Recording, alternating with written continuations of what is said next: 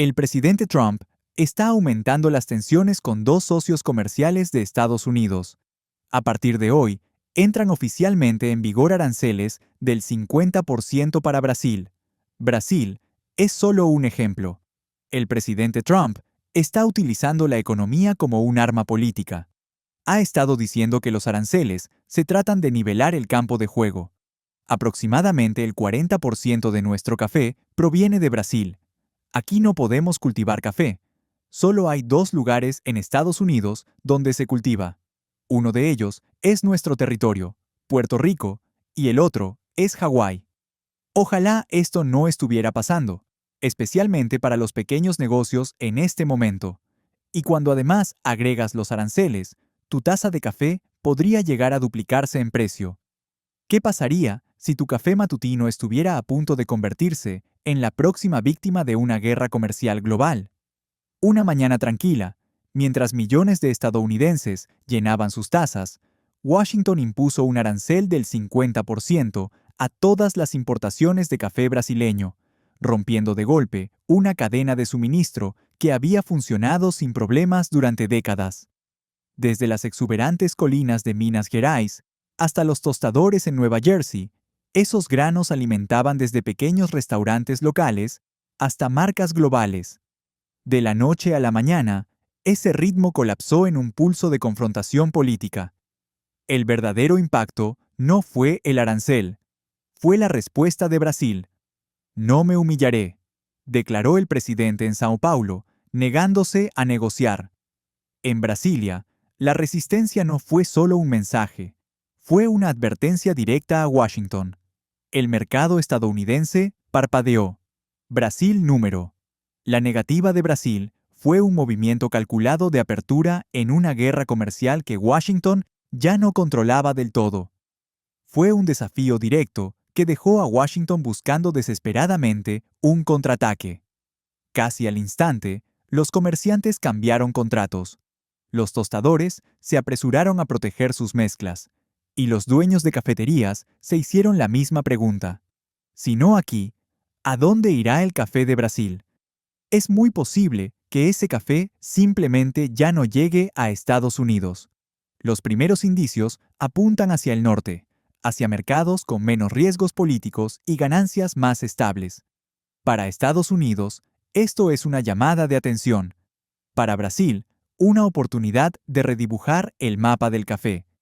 Y para los consumidores, podría significar pagar más por menos, con tu mezcla favorita reemplazada antes de que lo notes. Sé que los precios van a subir, dicen los clientes. Quédate con nosotros, porque el próximo capítulo de esta batalla en ciernes podría cambiar tu taza matutina para siempre. Un solo detonante cambió todo. El 1 de agosto de 2020. En 2025, el arancel del 50% de Washington sobre todo el café brasileño convirtió una cadena de suministro antes estable en una falla geopolítica. Brasilia no cedió. No me humillaré, dijo el presidente el 2 de agosto, enviando a los comerciantes a redirigir contratos y a los tostadores a replantear mezclas. Para entender el impacto, hay que empezar por la magnitud del hábito cafetero de Estados Unidos. Datos recientes del Departamento de Agricultura de EEU, actualizados el 10 de agosto de 2025, muestran que el país consume más de 24.5 millones de sacos de café al año, con un valor aproximado de 3,72 mil millones de dólares, un promedio de 4,9 kilos por persona. Alrededor del 30% proviene de Brasil, el proveedor número 1 entre más de 70 países. La producción interna es insignificante, limitada a regiones pequeñas como Hawái y partes del sur de California, con producción mínima, estacional y de nicho de lujo. Para el segundo mayor consumidor de café del mundo, la importación no es un lujo, es una necesidad. El rol de Brasil en esa necesidad va más allá del volumen. El café brasileño es apreciado no solo por su consistencia, sino por su capacidad de ofrecer calidad a gran escala y a un precio competitivo para tostadores comerciales, explica Laura Gómez, analista senior de Euromonitor International. Sin embargo, con el nuevo arancel sumado a un aumento del 12% en precios de petróleo y transporte solo en julio, el costo de importar café brasileño a Estados Unidos se ha incrementado entre 25 y 35%, según el tamaño de contrato y fecha de firma. En teoría, esas cifras parecen manejables. En el supermercado, no lo son.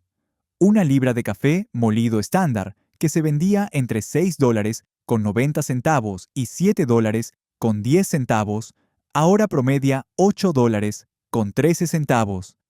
En estados de alto costo, como California y Nueva York, muchas marcas superan los $9.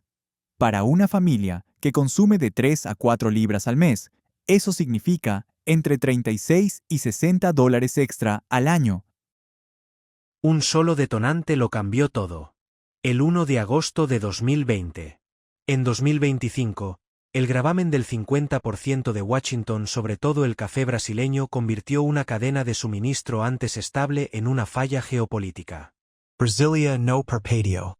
No me humillaré, dijo el presidente el 2 de agosto, enviando a los comerciantes a redirigir contratos y a los tostadores a replantear mezclas. Para comprender cuán duro podría golpear este shock al mercado estadounidense, empecemos con la magnitud del hábito cafetero NE. Datos recientes del Departamento de Agricultura de Estados Unidos, actualizados el 10 de agosto de 2025, muestran que Estados Unidos consume más de 24,5 millones de sacos de café al año, con un valor aproximado de $3.72 mil millones, promediando 4,9 kilos, 10,8 libras, por persona. Alrededor del 30% de eso proviene de Brasil, colocando a la nación sudamericana firmemente en el puesto número 1 entre más de 70 países que exportan café a Estados Unidos. La producción de café nacional sigue siendo insignificante, limitada a regiones de nicho como Hawái y partes del sur de California, donde la producción es pequeña, estacional y se vende como un producto especial de alta gama. Para el segundo mayor consumidor de café del mundo, el suministro importado no es un lujo. Es un salvavidas. El papel de Brasil en ese salvavidas va más allá del volumen bruto. El café brasileño es apreciado no solo por su consistencia, sino también por su capacidad de ofrecer calidad a gran escala a un precio que funciona para los tostadores comerciales, explica Laura Gómez, analista senior en Euromonitor International. Sin embargo, ahora, con el nuevo arancel sumado a un aumento del 12% en los precios globales del petróleo y del transporte solo en julio, el costo de importar café brasileño a Estados Unidos ha subido entre un 25 y un 35%, dependiendo del tamaño del contrato y la fecha de firma. En papel, esas cifras pueden parecer manejables.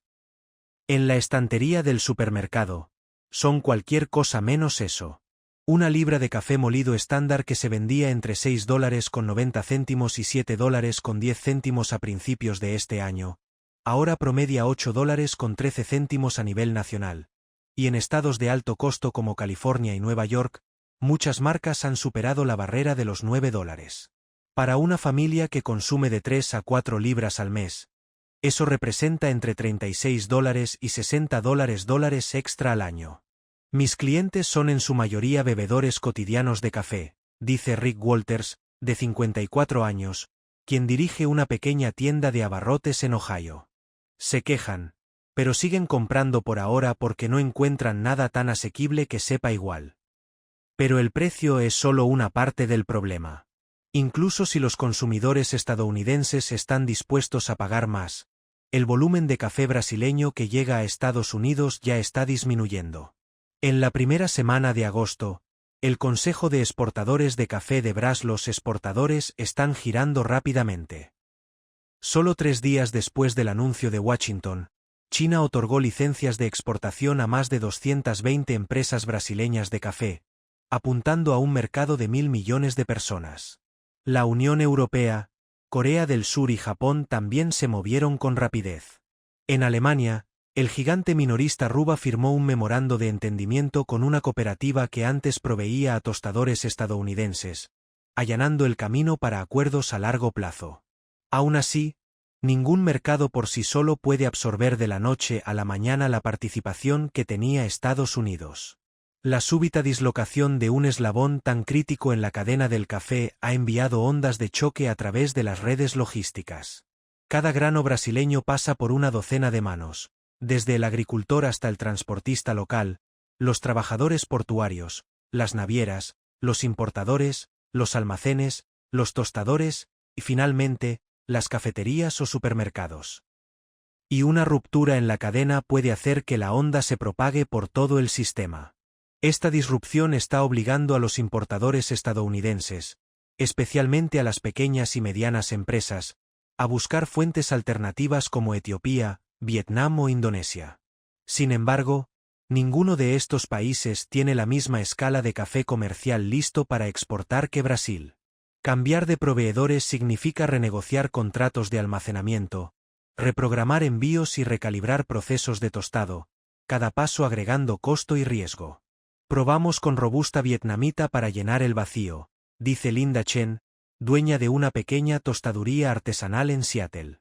El sabor es distinto, y nuestros clientes habituales lo notaron de inmediato. Para mantenerlos, he tenido que recortar márgenes. De lo contrario, los perdemos. Para muchos de estos dueños de cafeterías, proteger su mezcla es como proteger un pedazo de la taza matutina de sus clientes. Familiar, reconfortante, y ahora bajo amenaza. A medida que se desarrollan estos ajustes, el sector cafetero estadounidense se encuentra en un territorio desconocido. Precios más altos, suministro más ajustado y una estrategia de abastecimiento cada vez más fragmentada. Lo que alguna vez fue un flujo estable y predecible desde Brasil hacia los consumidores estadounidenses ahora es una apuesta costosa e incierta, que está reconfigurando la forma en que la industria piensa sobre su ingrediente más esencial. Un arancel, una semana, y décadas de comercio cafetero se desmoronaron. Il reportó una caída del 18% interanual en los envíos hacia Estados Unidos. Esto no se debe a una escasez de producción. Brasil aún representa más de un tercio de la producción mundial de café.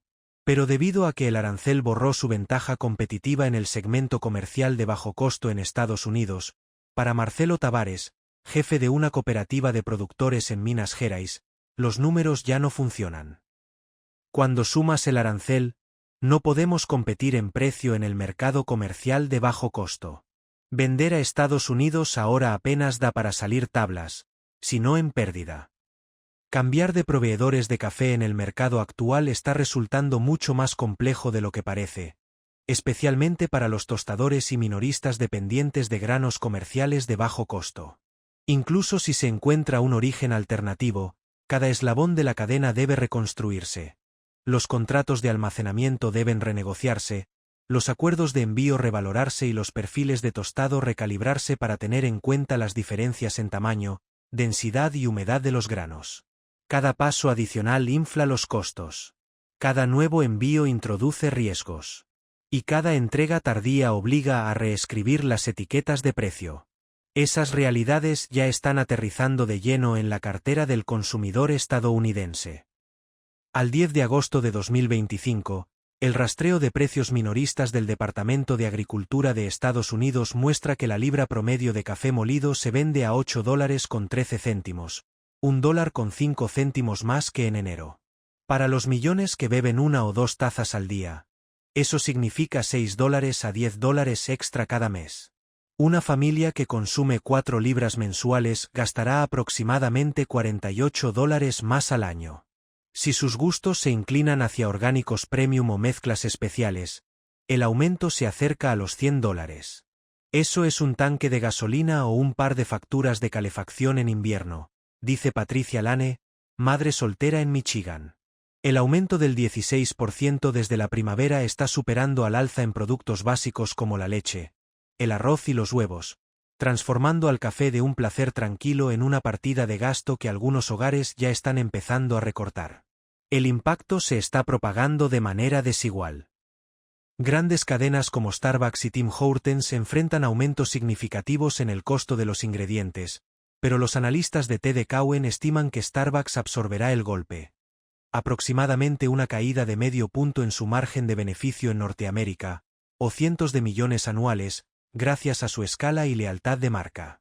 Dutch Bros, que obtiene más de la mitad de sus granos de Brasil, podría ver cómo sus costos aumentan en un 1,3% y sus ganancias caen un 0,5%.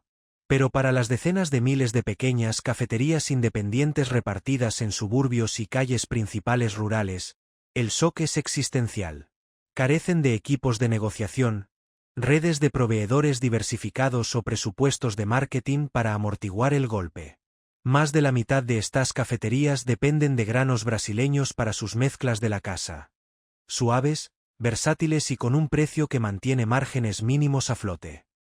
Brasil no es solo cantidad, es confiabilidad y tostabilidad, dice Tom Reynolds, dueño de una cafetería de 20 asientos en Kansas. Con el arancel en vigor, su distribuidor aumentó precios casi un 40% a principios de agosto. Cambió a una robusta más barata del sudeste asiático, pero los clientes habituales notaron de inmediato el cambio de sabor. Fue como perder el alma del local, afirma. Las ventas cayeron un 18% en 3 semanas, y ha reducido las horas de apertura para mantenerse a flote. Historias similares se están desarrollando de costa a costa. En Nebraska, una cafetería que durante 12 años construyó su reputación con una mezcla 70-30 brasileña-colombiana ha visto cómo el flujo diario de clientes se redujo en un tercio tras cambiar de granos. En Oregón, la dueña Melissa Hart despidió a 2 empleados y redujo a la mitad el menú de pastelería para cubrir los costos crecientes. En Florida, una cafetería cubano-estadounidense que antes se enorgullecía de un espresso brasileño suave ahora lucha por satisfacer las expectativas de los clientes usando una mezcla de granos vietnamitas y coreano-colombianos. Según la Asociación Nacional del Café, las pequeñas cafeterías reportan una caída promedio del 12% en ingresos desde que entró en vigor el arancel, sin contar las facturas más altas de energía y mano de obra. Pero lejos de estas calles principales en apuros, otro jugador se estaba preparando en silencio para aprovechar el momento. Los expertos de la industria dicen que el efecto dominó no es solo económico, sino también cultural. El café es un producto ancla. Cuando los precios suben o la calidad cambia, puede arrastrar otras categorías, señala Daniel Vega, analista senior en la Organización Internacional del Café. Hemos visto panaderías perder clientes matutinos, librerías perder navegantes vespertinos, todo porque la cafetería de al lado tuvo que subir precios o cambiar mezclas. Esa erosión del tráfico peatonal es especialmente dañina en la América de pequeños pueblos, donde una cafetería también puede servir como punto de encuentro, tablón de anuncios informal y centro de noticias locales. Los políticos han tomado nota. La representante Linda Martínez, del 12º Distrito de California, hogar de decenas de tostadores independientes, ha pedido una revisión inmediata del impacto a largo plazo de los aranceles, advirtiendo que esta política corre el riesgo de colapsar un nivel entero de nuestra economía de servicios de alimentos, mientras no entrega ningún beneficio real a los productores nacionales. Sus comentarios hacen eco de los de la Administración de Pequeños Negocios de EU, que en un informe del 8 de agosto instó a un alivio específico para las pymes afectadas de manera desproporcionada por los aranceles a los productos básicos. Mientras tanto, el mercado global está respondiendo en tiempo real. Los futuros de arábica en Nueva York han subido un 34% desde junio, alcanzando $2.40 por libra, mientras que los precios del robusta en Londres se han disparado un 56% hasta $1.95 por libra. Vietnam, el segundo mayor productor de café del mundo, ya ha vendido gran parte de su cosecha 2025 a compradores asiáticos y europeos, dejando poca capacidad disponible para la repentina demanda estadounidense. Etiopía y Colombia enfrentan limitaciones similares, con tiempos de entrega que ahora se extienden hasta 90 días para pedidos al por mayor. En este contexto, la posición de Canadá empieza a parecer menos la de un espectador y más la de un jugador estratégico. Ottawa no ha impuesto aranceles de represalia, no ha lanzado campañas proteccionistas ni ha participado en las negociaciones teatrales de alto riesgo que se desarrollan en Washington. Ese silencio estratégico, dicen los analistas de comercio, está creando una apertura en la cadena global de suministro de café. Para los exportadores brasileños que enfrentan un mercado estadounidense volátil, el entorno estable, libre de aranceles y con una sólida cultura cafetera de Canadá lo convierte en una alternativa atractiva a mediano y largo plazo. Si crees que este cambio en el comercio del café es más grande de lo que se admite, dale me gusta para que podamos seguir investigando, porque el papel de Canadá en esta historia apenas comienza. Los datos de la industria muestran que Canadá importó más de 111,000 toneladas métricas de café brasileño en 2024, un 7% más que el año anterior, y las proyecciones de la Organización Internacional del Café sugieren que esa cifra podría aumentar drásticamente a raíz de los cambios en la política estadounidense. Para un productor excluido de su mayor comprador, la combinación de Canadá de regulación predecible, fuerte consumo per cápita y canales minoristas consolidados ofrece un refugio raro y seguro. Si Ottawa asegura siquiera un pacto de suministro de una década, Estados Unidos podría ver cómo su dominio cafetero colapsa en menos de 3 años. Si Ottawa firma incluso un solo acuerdo de café a largo plazo con Brasil, Estados Unidos podría perder su condición de comprador dominante en menos de 3 años, y en ese escenario, el papel de Washington en el comercio cafetero del hemisferio podría desmoronarse más rápido de lo que nadie se atreve a admitir. Y a medida que avanzamos más en 2025, la siguiente fase de la historia seguirá como esos granos brasileños, antes destinados a los estantes de Estados Unidos, pronto podrían estar llenando las tazas de Canadá y alterando el equilibrio del poder cafetero en Norteamérica. Las proyecciones de la Organización Internacional del Café, publicadas el 10 de agosto de 2025, sugieren que el valor de las importaciones de café brasileño en los mercados canadienses podría aumentar en aproximadamente $67 millones estadounidenses en los próximos años.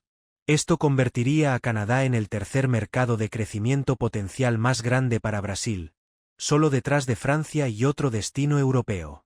Aunque esas cifras puedan parecer simples estadísticas comerciales, dentro de la cadena de suministro global del café, insinúan un cambio sutil pero significativo en el equilibrio regional de poder. Sal del mundo de las juntas de comercio y entra en una pequeña cafetería en el centro de Toronto o en un local familiar en Ontario, y las implicaciones se vuelven mucho más tangibles. Sigo bebiendo el mismo café que he tenido durante 15 años, y el precio realmente no ha cambiado, dice Mark Henderson, un trabajador ferroviario jubilado y cliente habitual de su cafetería de barrio. Sigo tomando el mismo café en el mismo horario, pero escucho de amigos al otro lado de la frontera que ya no es tan cómodo. Este tipo de estabilidad de precios, aunque rara vez aparece en los titulares nacionales, desempeña un papel vital en mantener la lealtad del consumidor, especialmente entre los canadienses mayores que se aferran a sabores familiares durante décadas. La decisión de Canadá de evitar imponer aranceles de represalia o intervenir en el flujo natural del comercio ha ayudado a aislar a sus consumidores de las fuertes alzas de precios que enfrentan los compradores en Estados Unidos. Marcas nacionales como Tim Hortons, Kicking Horse Coffee y Ethical Bean han podido mantener los precios estables, asegurar cadenas de suministro confiables y, en algunos casos, expandir su participación de mercado, mientras sus competidores estadounidenses lidian con disrupciones. Hemos visto más pedidos en línea desde Estados Unidos desde julio, señala María Laduque, gerente de operaciones de una tostaduría con sede en Quebec. La gente busca precios estables, y en este momento podemos ofrecerlos. En Canadá, esa taza de la mañana todavía sabe igual. Una pequeña tranquilidad en un mundo donde incluso los placeres simples se están volviendo escasos. En Ottawa, el silencio se convirtió en un arma. Y estaba golpeando a Washington más fuerte que cualquier arancel. A puerta cerrada, los funcionarios comerciales de Estados Unidos advirtieron que los movimientos silenciosos de Canadá estaban borrando la influencia de América, un envío a la vez. Y fue entonces cuando Washington se dio cuenta de que esta pelea ya no se trataba solo de café. Aunque no se han confirmado anuncios oficiales de nuevos acuerdos comerciales entre Brasil y Canadá, los analistas de la industria creen que es probable que haya contratos de miles de millones de dólares en el horizonte. Para los exportadores brasileños, Canadá ofrece 3 ventajas claras: sin aranceles, sin presión política y un mercado consumidor estable con alto poder adquisitivo. La Asociación del Café de Canadá informa que la industria nacional vale casi 8.000 millones de dólares canadienses al año, lo que convierte al café en la segunda bebida más consumida del país después del agua, por delante de la cerveza, los refrescos y el té. Casi el 72% de los adultos canadienses beben café a diario, colocando al país entre los mayores consumidores per cápita del mundo. Con esta escala, Canadá ha pasado de ser simplemente un consumidor de café a convertirse en un punto de pivote potencial en el comercio global del café. En un momento en que el mercado estadounidense es más volátil que en cualquier otro tiempo en la memoria reciente, la serena estabilidad de Canadá está emergiendo como una ventaja estratégica. En una tormenta que está sacudiendo las rutas comerciales de café en todo el mundo, el enfoque calmado y medido de Canadá está demostrando ser su mayor activo. A veces, en el comercio, no hacer nada es el movimiento más inteligente.